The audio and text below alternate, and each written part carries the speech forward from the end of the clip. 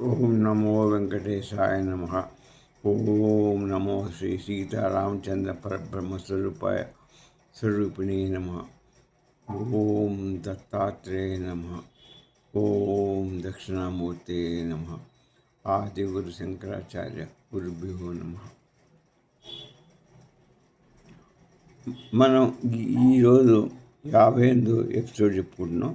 నిన్న మనం ఆత్మ విచారణ చేసాము. నిన్న ఆత్మ యొక్క ఈ మనసు ఈ శరీరం ఏది కాదు.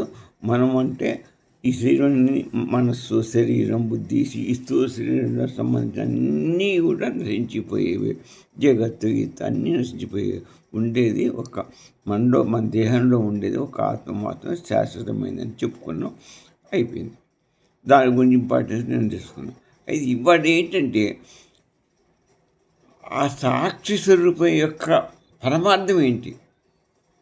ఆత్మ శాశ్వతము, అది నిత్యమైనది, చైతన్యవంతమైనది తెలుసుకున్నాం. దాని యొక్క పరమార్థం ఏంటి అనేది ఇంకా వివరంగా మనం తెలుసుకునే ప్రయత్నం చేద్దాం. అయితే ఈ ఆత్మ బ్రహ్మ అది ఏంటి? ఉట్టి ఆ జీవాత్మన అనేది మనం ఇవాళ దాని గురించి డీటెయిల్ తీసుకున్నాం. దీని గురించి వేదాలు ఏం చెప్పినాయంటే ఈ ఆత్మ గురించి 4 మహావాక్యాలు చెప్పినాయి. 4 వేదాలు 4 మహావాక్యాలు చెప్పినాయి. అందులో మొట్టమొదటిది తత్వమసి అనే ఒక మహావాక్యం చెప్పింది. ఈ వాక్యాలు ఏం చెప్తున్నాయంటే ఆత్మస్వరూపాన్ని, దాని యొక్క ఇంపార్టెన్స్ని ఏమిటి అనేది చెప్తాయన్నమాట. ఇది చాందోగ్య ఉపనిషత్తులో పేర్కొనబడ్డ వాక్యం. ఇది మొట్టమొదటిది ఏంటంటే తత్వమసి అని చెప్పింది. అది ఏది?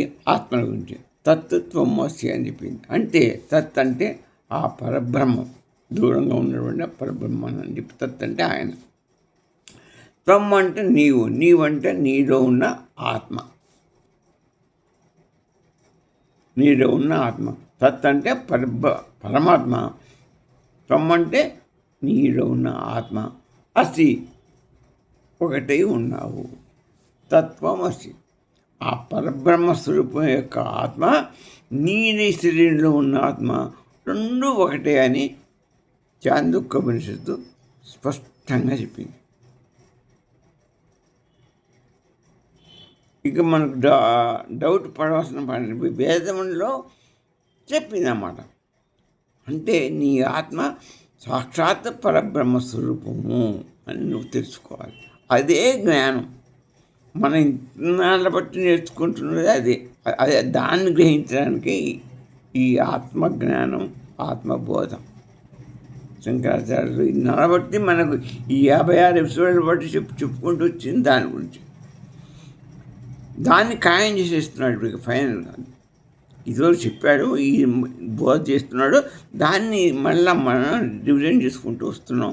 మళ్ళీ ఇప్పుడు దాన్ని ఆయన ఫైనల్ చేసేసాడు. మళ్ళీ పునరుద్ధరణ చేసుకుంటూ వచ్చి మనకి గురువుగారు శంకరాచార్య గారు దాన్ని ఈ వాక్యం ద్వారా దాన్ని తత్వమసి అని చెప్పాడు. ఈ ఆత్మ సామాన్యం కాదు, సాక్షాత్ పరమాత్మ యొక్క స్వరూపమే, అది ఇది ఒకటే అని చెప్పాడు. అయితే మన గురువుగారు ఏం చెప్తున్నా అంటే శిష్యుడితోని, నీవు పరిమితమైన శరీరాన్ని కాదు. ఇప్పుడు ఈ వాక్యం అర్థం ఏంటంటే గురువు ఏం చెప్తున్నంటే, నీవు ఈ శరీరాన్ని కాదు, ఈ మనసు కాదు, ఈ శరీరం శాశ్వతమైనది కాదు, అశాశ్వతమైనది, మరణించేది, మారుతుండేది, నిత్యం చేంజ్, మార్పులు ఉంటాయి. దీంట్లో ఇది ఉండేది కాదు, నశించేది. నీ శాస్త్రమైన రూపం ఆత్మస్వరూపమే, చైతన్యమైనది. అది మారదు, అది పుట్టదు, గిట్టదు, అది శాశ్వతమైనది, చైతన్యవంతమైనది. నీ బాడీకి చైతన్యాన్ని, నీ శరీరానికి చైతన్యాన్ని కలిసి నీతో అన్ని పనులు నువ్వు ఈ లోకంలో చేసుకోవడానికి దోహదపడుతుంది. ఆ చైతన్యం తొలగిపోయిన రోజున నీ శరీరము శవమై కూర్చుంటుంది. అది దీని యొక్క అయితే ఇంకొక వాక్యం మన బృహదారణ్య ఉపనిషత్తులు ఇంకో వాక్యం కూడా చెప్పారు. ఏంటి అదేంటది? అహం బ్రహ్మాస్మి. బృహదారణ్యకి ఏం చెప్పి చాంద్రోపనిషత్తు చెప్పింది తత్వమసి అని చెప్పింది. ఈ బృహదారణ్యకి మన ఉపనిషత్తు ఏం చెప్పింది అంటే అహం బ్రహ్మాస్మి అన్నది. అహం అంటే నేను, బ్రహ్మ అస్మి, బ్రహ్మ స్వరూపాన్ని అయి ఉన్నాను. అదేం చెప్పింది? తత్వమసి అన్నది. తత్వ పరబ్రహ్మ యొక్క ఆత్మస్వరూపమే నీ ఆత్మస్వరూపం అని చెప్పింది. ఇప్పుడు ఇది నువ్వు ఆ పరబ్రహ్మానివే నువ్వు. ఎందుకంటే ఆత్మ అంటే పరబ్రహ్మం కింద లెక్క కాబట్టి ఆయన పరమాత్మ అన్న పరబ్రహ్మే కాబట్టి ఆ పరబ్రహ్మమే నువ్వు. నీ ఆత్మ అంటే నువ్వు పరబ్రహ్మమే, ఆయన పరబ్రహ్మమే, నువ్వు పరబ్రహ్మమే. ఆయన పరమాత్మ ఈక్వల్ నీ ఆత్మ, ఆయన బ్రహ్మస్వరూపం ఈక్వల్ నీ యొక్క స్వరూపం. అహం బ్రహ్మ, నువ్వు అదే స్వరూపాన్ని, నువ్వు కూడా బ్రహ్మస్వరూపాన్ని అని చెప్పుకొచ్చింది. అంటే ఇప్పటికీ రెండు భక్తులు కూడా ఖచ్చితంగా మన గంటాపదంగా మనల్ని బ్రహ్మస్వరూపంతో లెక్కేసింది. ఇంత అదృష్టం ఇక మనకి వివరిస్తారా? మనకు మానవ జన్మ ఇచ్చినందుకు ఆ ఇచ్చిన పుణ్యానికి నువ్వు బ్రహ్మాస్మి, నువ్వు తత్వమస్మి అని మనకు శంకరాచార్య వారు మనకు చెప్తున్నారు. అంటే ఈ మానవ జన్మ ఎంత విలువైందో మనం గ్రహించుకొని దాని ప్రకారం నడుచుకోవాలి. మనం అలా నడుచుకోకుండా ఈ బాహ్య ప్రపంచాన్ని చూసి కోపాలు, దౌర్జన్యాలు, ఎన్ని అనేకమైనటువంటి ఇది చింతనలో పెట్టుకొని అన్ని కోరికలు అవి ఇవి పనికిరాని కోరికలు, పనికొచ్చే కోరికలు, అసలు ఈ ఈశ్వరత్రయాలు ఎన్ని కల్పించుకొని నువ్వు నీ యొక్క అసలు స్వరూపాన్ని మర్చిపోతున్నావు. ఈ బాహ్య స్వరూపంలోకి నీ మనస్సు లొంగి నీ బుద్ధి దాన్నే నిశ్చయించుకొని ఈ బాహ్య స్వరూపాన్ని దొరికే వస్తువులు క్షణికమైనవి అంతే అని తెలుసు కూడా నువ్వు వాటికే పోతున్నావు. నీ తర్వాత ఇవన్నీ క్షణికమని తెలుసు, అనుభవిస్తూనే ఉన్నావు కదా. ఇప్పుడు ఒక స్వీట్ ముక్క తింటే గంట సేపటి అయిపోతుంది, అర్ధ గంట సేపటి దాని యొక్క సుఖం అయిపోతుంది, మళ్ళీ ఇంకో స్వీట్ అనిపిస్తుంది. అంటే దాని క్షణం. ఏ పని అంతే. ఈశ్వర పిల్లగాళ్ళు బాగా సంసారం కూడా సుఖం కూడా అంతే. కాసేపు మళ్ళీ కావాలి, మళ్ళీ కావాలి, మళ్ళీ కావాలి, మళ్ళీ కావాలి. ఇదే ఆలోచన నీ మనసుకి. చేసిన పనే మళ్ళీ చేయాలి. ఎంత చేసినా తృప్తి లేదు ఈ బాహ్యంలో. అంటే ఏంటి? క్షణికం అన్నమాట, అప్పటికప్పటికైపోతుంది. నీళ్ళు చెరువులో నీళ్ళు తోడుతుంటే నీళ్ళు ఉండవు, నీళ్ళు తోడంగానే తాగగానే హాయి ఉంటుంది. మళ్ళా నీళ్ళు ఉడతాయి, మళ్ళీ కావాలనిపిస్తుంది, మళ్ళీ తాగుతావు, మళ్ళీ అట్లా చెరువులో నీళ్ళు ఊరినట్టునే నీకు నీ దాహం ఎంతగా తీరదు. అవి ఆ చెరువు నీళ్ళు వస్తుంటే నువ్వు తాగుతూనే ఉంటావు, నీకు తృప్తిగా ఉంటుంది. మళ్ళీ ఇదే పని అట్లా అన్నమాట. ఇకపోతే ఇది అహం బ్రహ్మాస్మి అనేది అహంకారంతో చెప్పిన ప్రకటన కాదు. ఇది జ్ఞాన ప్రకటన, జ్ఞానంతో నేర్చుకున్నటువంటి ప్రకటన. స్వామివారు మనకు శంకరాచార్యులు జ్ఞానబోధ చేసి మనకు తెలిపినటువంటి జ్ఞాన ప్రకటన. ఇది నువ్వు అనుకోవచ్చు నీ బ్రహ్మాన్ని అని అనుకోని నువ్వు అహంకారం ఫీరవసరం లేదు. ఉన్న వాస్తవంతో జ్ఞానంతో శంకరాచార్య గారు గురువు గారు అపర శంకరులైన వారు గ్రహించి నీకు చెబుతున్నటువంటి ప్రకటన. ఇక అంతకంటే నీకు నిరూపణ ఏమి లేదు. అది వేదవాక్యంతో నిరూపిస్తున్నా. అట్లా నువ్వు అహంకారాన్ని పోవుడు. ఈశ్వరునికి ఎప్పుడు మనం ఆయన అధీనంలోనే ఉండాలి. అదే విశిష్టాద్వైతం చెప్తుంది. నువ్వు ఆయన భాగానివి, నువ్వు ఆయన ప్రజ్ఞానం కాబట్టి, నీది జ్ఞానం కాబట్టి, నువ్వు ఆయనలో ఒక పార్ట్వి కాబట్టి నువ్వు ఆయనలో అధీనుడు, ఆయన అధీనుడు. అది గుర్తుంచుకోమని విశిష్టాద్వైతం చెప్పింది. అద్వైతం నువ్వు ఆయన ఒకటే అని చెప్తే విశిష్ట రామాంతాల మనం ఎక్కడ మనం అహంకారం పొందుతామని ఆయన ఈ పాయింట్ పెట్టాడు. నువ్వు ఆ విష్ణువులో ఒక అంగాన్ని, ఒక పార్ట్వి, ఆయన దేహ భాగాన్ని, ఆయన దేహంలో నువ్వు చిన్న నువ్వు. కాబట్టి నీకు స్వతంత్రం లేదు, ఆయన యొక్క అనుగ్రహం. కాబట్టి నువ్వు అది తెలుసుకో, నువ్వు అహంకారం పోమాకు అని విశిష్టాద్వైతం చెప్పి ఎప్పటికీ విశిష్టాద్వైతం చెప్పేది అదేమాట. నువ్వు భగవత్ స్వరూపానివే, కానీ భగవంతుడు ఒక భాగాన్ని, ఒక ఇది. ఇప్పుడు నా ఈ చెయ్యిలో నా శరీరం భాగం, ఈ కన్ను నా భాగం, అలాగే నీ కూడా ఒక నలుసు లాంటి ఒక భాగం. ఎన్నో అణువులతో కూడుకున్నది శరీరం. అణువులో నువ్వు ఒక అణువు. ఈ సృష్టి భువనభాండాలలో అన్ని అణువులే, అందులో ఒక అణువు అంటాడు రామానుజాచార్య గారు. కావున నువ్వు కుంగిపోవద్దు, అహంకారం పెట్టుకోవద్దు అన్న దాని కొరకే ఆయన చెప్పాడు. ఆయనకు తెలుసు నువ్వు బ్రహ్మస్వరూపాన్ని. ఆయన చెప్పింది కారణం ఇదే. దీనికి వీళ్ళు వేరే మతం చెప్పాడు అనే భావన పోతున్నారు. కానీ ఆయన చెప్పింది అది కాదు. నీలో అహంకారం ఉద్భవించకుండా ఉండడం కొరకు నువ్వు స్వామిలో భాగానివి. కాబట్టి నువ్వు ఆయనలో భాగానివే, కానీ నువ్వు ఆయన కాదు. అదే విశిష్ట అడ్జెక్టివ్ అని చేర్చాడు. విశిష్ట అద్వైతమే ఆయన చెప్పింది కూడా. నువ్వు ఆయన ఒకటే, కానీ నువ్వు ఆయన పార్ట్వి. ఎందుకు చెప్పాడు ఈ మాట అనేది ఆలోచిస్తే మనకు అహంకారం చెంది జీవుడు ఎక్కడ పతనమైపోతాడో అన్న ఉద్దేశంతో ఆ స్వామి చెప్పాడు. ఇది వాళ్ళు అసలు అనుకోకుండా విష్ణువే ఉన్నాడు, వైకుంఠంలో ఉన్నాడు, ఇక వాళ్ళ వాదన వాళ్ళు చెప్తారు. అది విషయం వేరేగా, ఎవరి వాదన వాళ్ళది. నాకు తోచింది నేను చెప్పాను. ఇక పోతే అయమాత్మ బ్రహ్మ అని కూడా చెప్పాడు స్వామి మహావాక్యం. అయమాత్మ బ్రహ్మ, నేను బ్రహ్మనే అని తెలుసుకో. ఇవన్నీ తెలుసుకుని అహంకారం తిందామని ఆయన చెప్పాడు. ఇక ద్వైత మనస్సులు మధ్వాచార్య గారు ఏం చెప్పాడు? సార్, నువ్వు ఈ వాక్యాలు వేదాలు ఇట్లా చెప్పినాయి కాబట్టి నువ్వు పరమాత్మ ఒకటైన నువ్వు ఎక్కడ విరుగుతానే అసలు ఈయన రామానుజాచార్య చెప్పిన దాన్ని కూడా ఈయన ఒప్పుకోవట్లే. వీడికి అహంకారం ఎక్కువ మానవుడికి. వీడు ఎక్కడ అహంకారం పోతాడని ఆయన వేరే నువ్వు వేరే కాదు. నువ్వు అల్పుడివి, ఆయన సర్వజ్ఞుడు, నువ్వు అల్పుడు.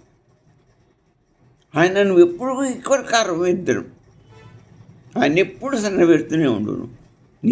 నువ్వు జన్మాంతా నీకు ఇన్ని జన్మలైనా ఎప్పుడు నువ్వు ఆయన సన్నివేది, ఆయన సన్నిధిలో చేరి ఆయనలో ఆత్మ చెందుతుండు అంతే. ఆయనలో నువ్వు ఆయన వేరే, నువ్వు వేరే, నువ్వు ఆయనలో కలడు. ఆయన ఎదురుగా కూర్చొని తాత్మం చెందు అంతే.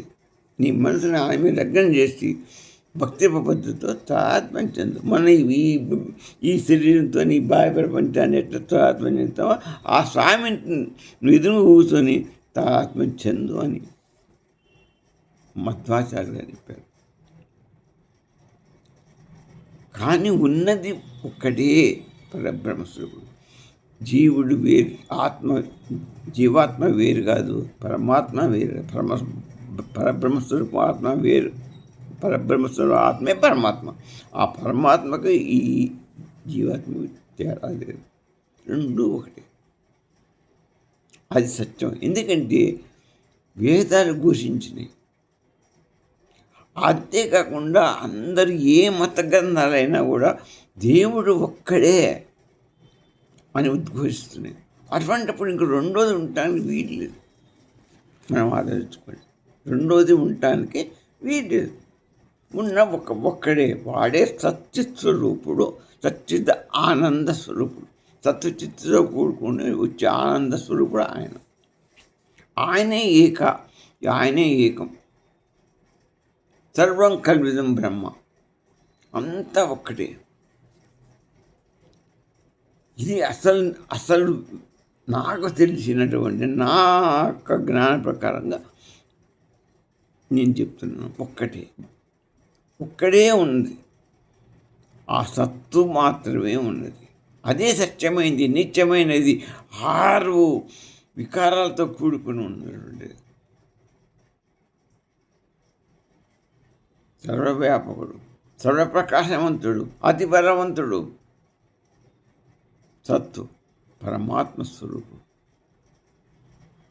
ఆ పరమాత్మనే ఇన్ని రూపాలుగా ఈ జగత్తు ఇన్నిట్లో ప్రతిబింబాలు కనపడుతుంది. ఉన్నది ఒక్క సూర్యుడే. అన్ని కుండలలో అన్ని ప్రతిబింబాలు ఎట్లా చెరువులు, నదులు, తటాకంలో అంతటా ఆ సూర్యబింబాలు కనపడుతూనే ఉన్నాయి. ఇవన్నీ పోతే ఈ ఉపాధులు పోతే సూర్యుడు ఒక్కడికి మిగిలిపోతాడు. ఆయన మాత్రం ఎక్కడికి పోడు.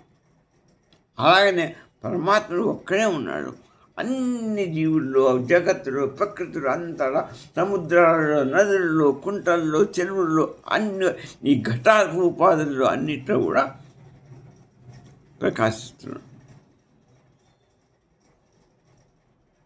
ఇది అసలు యొక్క తాదాత్మ్యం చెందటువంటి.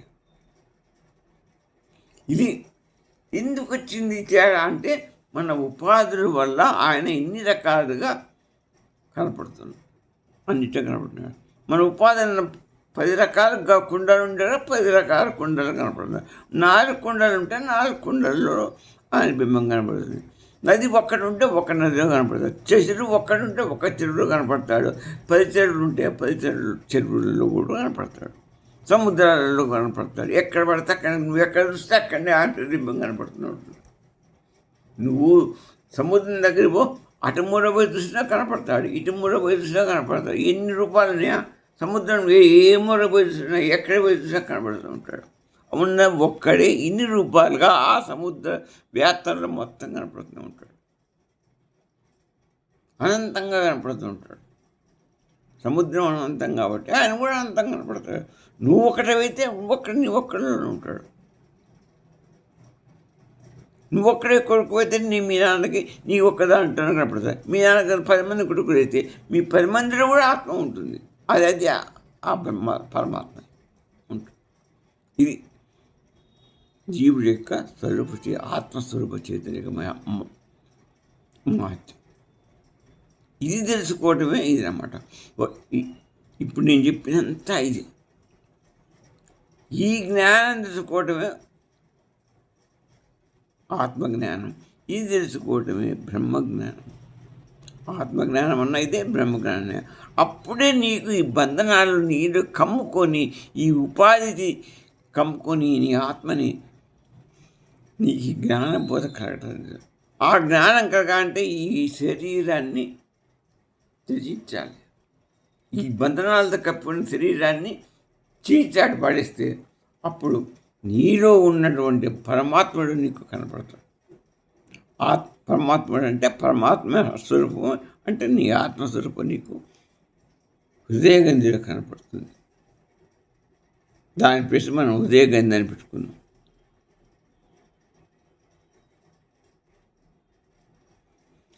అది దీన్నే అనేకమైన యోగులు చెప్పారు, అందరూ మనం చెప్పారు.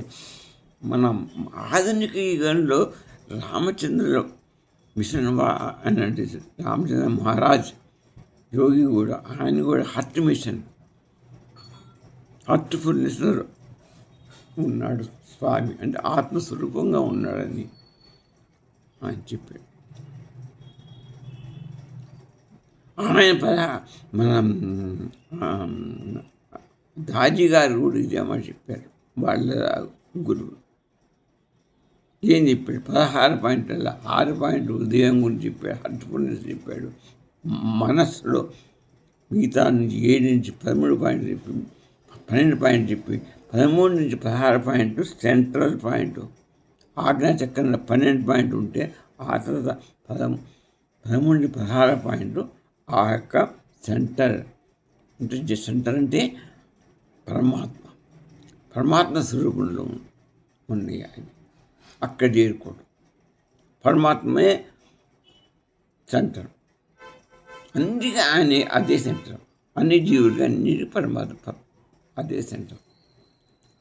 ఈ హట్టే మొత్తం ఆత్మ.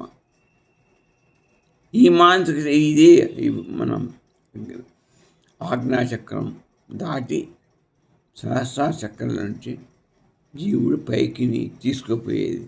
అంటే పరమాత్మలో జ్ఞానానికి మనకి ఈ జ్ఞానం తెలిస్తే సహస్రార చక్రం నుంచి వెళ్ళిపోతుంది. అదే సెంటర్ పాయింట్, అదే సెంటర్ జంక్షన్.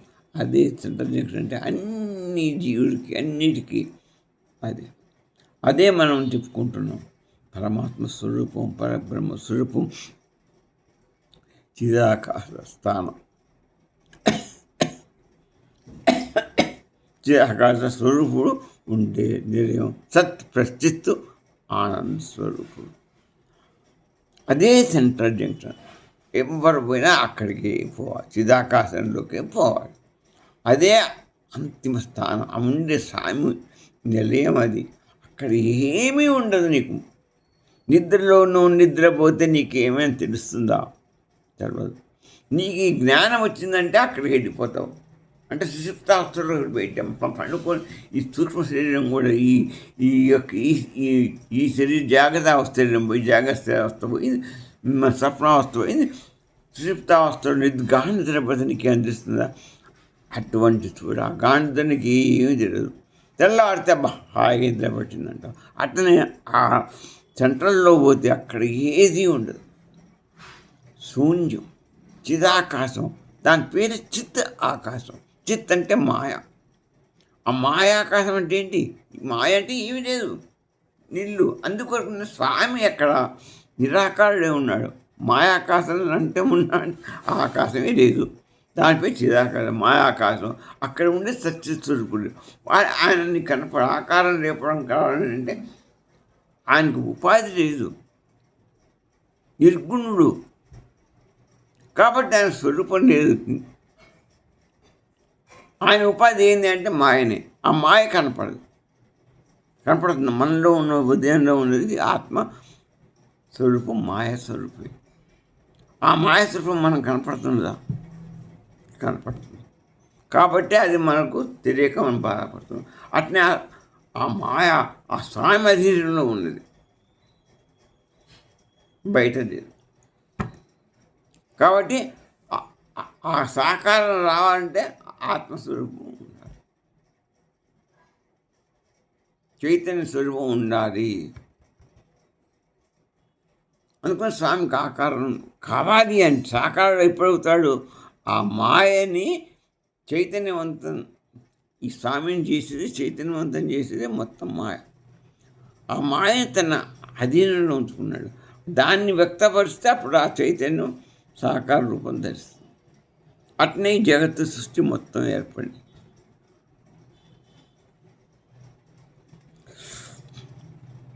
ఇక ఇంకొకటి శంకరాచార్య వారు ఏం చెప్పారంటే, ఈ మహావాక్యాల అర్థాన్ని గ్రహించాలంటే బాగా త్యాగ లక్షణ అన్నాడు. ఈ వాక్యాల్లో భాగాల్ని డివైడ్ చేసి త్యాగ లక్షణాన్ని గ్రహించమన్నాడు. ఆ విధానం ఉపయోగించమన్నాడు. ఎట్లంటే త్వం ఉంది, తత్వమసి ఉంది. ఆ వాక్యంలో త్వంలో ఏముంది? నీవు అంటే ఎవరు? ఈ శరీరము అని మనం అనుకుంటున్నాం. ఈ శరీరము, ఈ మనస్సు, అహంకారం, ఇటువంటి ఉపాదానాలన్నింటినీ విడిచిపెట్టేది కాదు. త్వమ్మంటే ఇది కాదు. ఈ బాహ్య శరీరం నశించిపోయేది, ఇది కాదు త్వం అంటే. అదే బాగా త్యాగం చేయమన్నాడు అక్కడ. మరి ఏది అసలు తీసుకుంటే ఆత్మస్వరూపం, శుద్ధ చైతన్య స్వరూపాన్ని తీసుకోవాలి. త్వం అంటే అది, ఈ శరీరం కాదు. తీసుకొని మాయా ఉపాధిని విడిచిపెట్టు. ఈ శరీరం ఏంటి? మాయ యొక్క ఉపాధి చెప్పాక. మాయా ఉపాధిని ఇస్తేనే సాకారం ఇస్తారు స్వామి. ఆ మాయ ఉపాధిని తీసుకున్నప్పుడే ఆయన సాకారం అయ్యి రాముడు అవతారం, కృష్ణ అవతారం, వెంకటేశ్వర అవతారం ఎత్తి మనల్ని ఉద్ధరించడానికి, ధర్మాన్ని కాపాడటానికి వస్తున్నాడు. మళ్ళీ మాయ పోతే ఎండిపోతుంది. మాయ ఎప్పటికీ ఉండదు కాబట్టి పోతుంది. మాయ ఎంతసేపు ఉంటుంది? గాడి విద్య అంటే మాయ, అదొక మాయ. ఎంతసేపు పడుతుంది? అర్ధగంట, గంట అని పడుతుంది, తర్వాత పోతుంది, మాయ అయిపోతుంది, అసలు స్వరూపం బయటపడుతుంది. అట్నే ఈ శరీరాన్ని మాయత ఆత్మగమ్ముంది ఎన్నాళ్ళు ఉంటుంది? కొంతకాలం ఉంటుంది, తప్పదు ఇది విచ్చిపోతుంది. లోపలి అసలు స్వరూపం ఆత్మ కనపడుతుంది. ఇదే కనపడి ఈ ఆత్మ పరమాత్మ ఒకటే నీకు తెలిసిపోతుంది. అదే జ్ఞానం, అదే బ్రహ్మజ్ఞానం, అదే ఆత్మజ్ఞానం, అదే మోక్షాన్ని నీకు కలిగించేది, అదే అన్ని బంధనాన్ని తొలగించి మోక్షాన్ని ప్రసాదించేది ఆత్మ. జ్ఞానం అంటే వెలుగు, వెలుగు అంటే నీలో ఉన్నటువంటి అజ్ఞాన చీకటిని తొలగించేది. ఇకపోతే అందుకనే అయమాత్మ బ్రహ్మ, ఈ ఈ ఆత్మయే బ్రహ్మని తెలుసుకో. ప్రజ్ఞానం బ్రహ్మకి లాస్ట్ ఇంకో 4వ వాక్యం. ప్రజ్ఞానం బ్రహ్మ అంటే ఈ ఆత్మ చైతన్యమే పరబ్రహ్మము అనుకో. ఆత్మ చైతన్యం పరబ్రహ్మకు ఉన్నది ఆకారం ఉపాధి లేదు, ఆయనకున్నది చైతన్యమే. ఆ చైతన్యం అన్నింటిలో ఉంది. ఎట్టొచ్చింది ఆ చైతన్యం? మాయ వల్ల వచ్చింది. మాయని తనలో అర్ధభాగం ఇచ్చాడు. ఇచ్చే వరకు ఏమైంది? ఆ మాయ అంత ఆయన యొక్క కోరిక మేరకు అంతలా విస్తరించింది. ఆ మాయ చైతన్యం వల్లనే మాయా సృష్టి, ఈ సృష్టి మొత్తం ఏర్పడ్డది. జగత్తు, జీవులు మొత్తం, అన్ని జీవులు మొత్తం, సమస్త జీవులు, సమస్త సృష్టి మొత్తం మాయా వల్లనే, మాయా చైతన్యం వల్లనే ఏర్పడ్డది. ఆ మాయ యొక్క చైతన్యం పోతే అన్ని పోతాయి. ఉదాహరణకు నీ శరీరమే, నీలో ఉన్న ఆత్మ మాయ యొక్క అంటే ఆత్మ చైతన్యం పోయిందంటే నీ శరీరం పోయినట్టే, శవమైపోతుంది. అట్నే సృష్టి కూడా అంతే. ఆ స్వామి చైతన్యం ఉన్నంత వరకే ఇవన్నీ ఉంటాయి. అన్ని ఏ జంతువైనా ఏదైనా కూడా ఆయన ఉన్నంతవరకే, ఆయన చైతన్యం స్వరూపం ఉన్నంతవరకే ఉంటుంది. ఇదే జీవ బ్రహ్మ ఐక్యము, అభేదం. ఐక్యం అంటే రెండు కలిసి ఆ రెండు ఒకటి అని తీసుకునేది అభేదం అని తీసుకోవాలి. విశ్వాద్వైతం ఏం చెప్పాక మీకు, జీవుడు బ్రహ్మతో ఒక పార్టు. నువ్వు శరీరాన్ని, ఆయన శరీరి, నిన్ను తాల్చిన వాడు శరీరి, ఆయనలో నువ్వు నువ్వుగా ఉన్నవాడు. అది నీ సంబంధం. ద్వైతం ఏం చెప్పింది?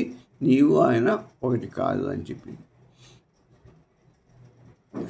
ఈ మహావాక్య ఇప్పుడు 4 వాక్యాలు కూడా మనని ఖాయం చేసినాయి. మనం అహం బ్రహ్మాస్మి అని మనకు చెప్పినాయి. కాబట్టి నేను పరిమితుడిని కాదు, అపరిమితుడిని వేయంత అని చెప్తున్నాడు మనకి. నువ్వు పరిమితుడి కావు, అపరిమితుడు అని చెప్పింది. అది దానికి ప్రవచించాలంటే తత్వమస్మి, నువ్వు అహం బ్రహ్మాస్మి, ప్రజ్ఞానం బ్రహ్మవి, అయమాత్మ బ్రహ్మవి. ఇవే ఉపనిషత్తుల యొక్క సారం. ఇదే నీ యొక్క స్వరూపం, నీ యొక్క జీవస్వరూప పరమాత్మ స్వరూప ఐక్యత.